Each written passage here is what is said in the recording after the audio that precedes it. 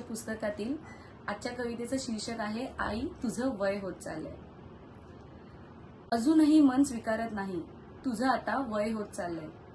अजूनही मन स्वीकारत नाही तुझं आता वय होत चाललंय। तू एक एक आजार सोसताना वेदनेने अंगावर घरच बांधलंय। तू एक एक आजार सोसताना वेदनेने अंगावर घरच बांधलंय। अजूनही मन स्वीकारत नाही तुझं आता वय होत चाललंय। हतबलतेने काळीज पिळवटलंय तुझ्या काळजीने चित्त हरलंय।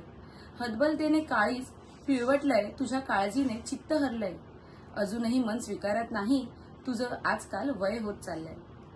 आईचं वय कुठे वाढतं मुलांसाठी? आईचं वय कुठे वाढतं मुलांसाठी? तुझ्या संगे मीच बालपण जपलंय। तू आजारपण सोसताना वेदनांचं प्रमाण वाढलंय। तू आजारपण सोसताना वेदनांचं प्रमाण वाढलंय।